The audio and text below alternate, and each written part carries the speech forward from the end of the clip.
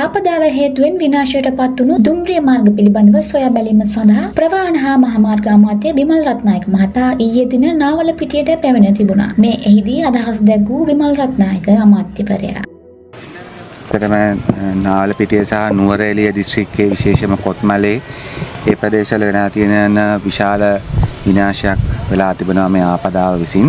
ඒත් ඇත්තටම ගත්තොත් මේ වෙන විට ජනතාව ත්‍රිවිධ හමුදාව ඊට පස්සේ දේශපාලන අධිකාරිය ජනතාව මේ මාර්ග සංවර්ධිකාරිය ඔක්කොම එකතු වෙලා සෑහෙන ප්‍රමාණයක් ජන ජීවිතයට අවශ්‍ය කරන මූලික පහසුකම් ටික ලබා දීලා තියෙනවා, ලබා දෙන්න උත්සාහ කරමින් ඉන්නවා.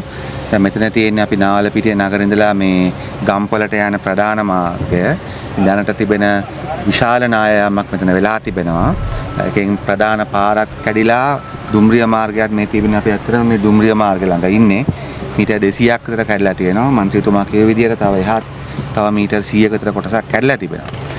ඒ නිසා දැන් මේ දරන උත්සාහයේ ප්‍රතිඵලයක් විදිහට අපි හිතනවා තව දවස් 2ක් 3ක් ඇතුළතදී උපරිමම මේ ප්‍රධාන මාර්ගය ජනතාවට වාහන වලින් යන්න විවෘත කරන්න පුළුවන් කියලා. නැත්නම් දැන් මිනිස්සු දුක් විඳිනවා මේ දැන් මෙහෙම මේකෙන් තමයි දැනට යන්නේ. යාලා මීටර් 750ක් විතර බස් එකේ මෙතෙන්ට ඇවිල්ලා අයින් ගිහිල්ලා එහා පැත්තෙන් තමයි යන්නේ. ඉතින් අපි මේ දුෂ්කරතාවය අපිට තන දවස් 2කින් විසඳන්න පුළුවන් කියලා. නමුත් ඇත්තටම ගත්තොත් මෙච්චරම විනාශයක් වීමට බලපාන මේ විශාල ස්වභාවික ආපදාවට අමතරව පැහැදිලිවම පේනවා මෙතන තිබිච්ච කාණු ඇලමාර්ග බෝකු වහල යම් යම් ඉදිකිරීම් කරලා තිබෙනවා. අපි මේ ඉන්නේත් එහෙම ඉදිකිරීමක් කරපු තැනක. ඉතින් අපි මිනිස්සු ව්‍යාපාර කරන්න ඕන, ජීවත් වෙන්න ඕන ඔක්කොම ඇත්ත. හැබැයි ඒවට ගවන්න වන්දිය ගත්තොත් එහෙම අතිවිශාල ප්‍රමාණයක්.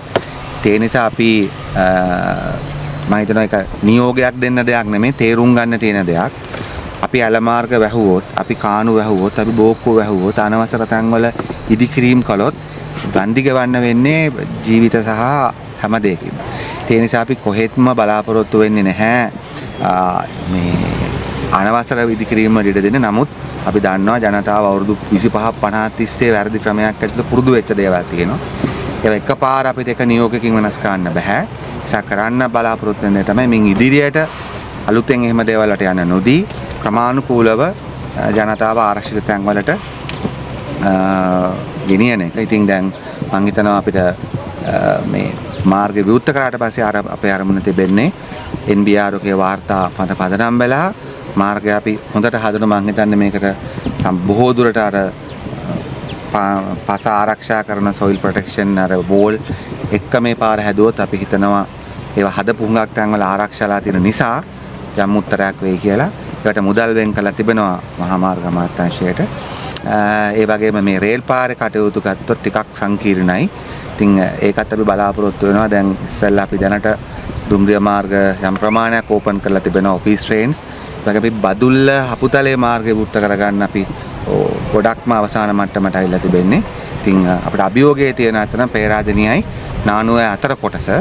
ඉතින් ඒක ටිකක් මේ වගේ ඒවා නිසා දුෂ්කරලා තියෙනවා. අපි ඒවත් පරිම ඉක්මනින් කරන්න බලාපොරොත්තු වෙනවා. මේ ඉතින් අපි ස්තුතිවන්ත නැත්තරම මන්ත්‍රීතුමියට වගේම දේශපාලන නායකත්වයට පොලිසියට හැම කෙනාටම මිනිස්සු විදියට මේකෙදි එකතු වෙලා මේ වෙනස් කරන්න ජය ගන්න කටයුතු කරන එක.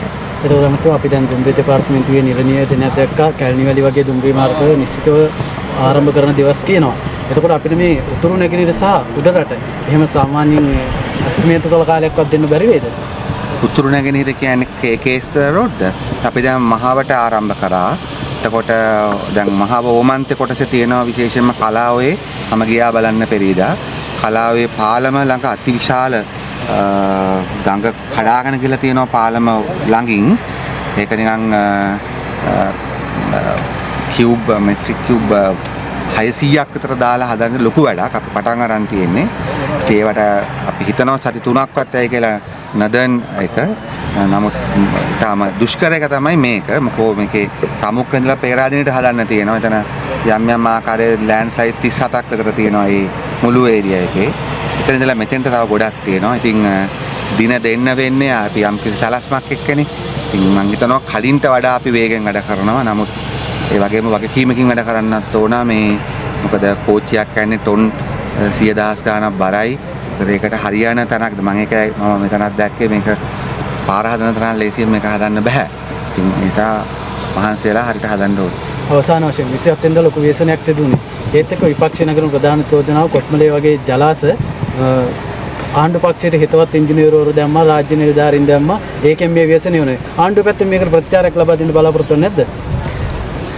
ඇත්තටම ඉතින් අර දුක හිතනවා කියලා කියන තමයි වෙන්නේ ඒගොල්ලෝ කියන්නේ. අපි දැකලා නැහැ විපක්ෂයක් මෙච්චර පහලට සහ මෙච්චර මේ දුක හිතන මට්ටමට වැටලා තියෙනවා. ඇත්තටම මේගොල්ලෝ මම හිතන්නේ මේ නායකයිලා සරණාගත වෙච්ච වැඩට වඩා සරණාගතලා හරි අපි ඇත්තට විපක්ෂයේ මේ ඡන්දෙන් පත් වෙච්ච മന്ത്രിතුමා ඉල්ලා සිටින්නේ දැන්වත් ඔය Facebook වල සෝෂල් මීඩියා වල කමෙන්ට් වලට අහු වෙන්නේ නැතු පොළොවට බහැලා මිනිසුන්ට උදව් කරා. නැතු ඔය කියන මෝඩ කතා වලින් කිසිම දෙයක් වෙන්නේ නැහැ. මම දැක්ක කෙනෙක් කියන තියෙනවා මේ SMS ගහන්න. මේ අපි කිසිම ඔබතුමාලා දන්නවා අපි රටේ කිසිම ප්‍රධාන නිලධාරී අපි දේශපාලන වශයෙන් පත් කළා නැහැ.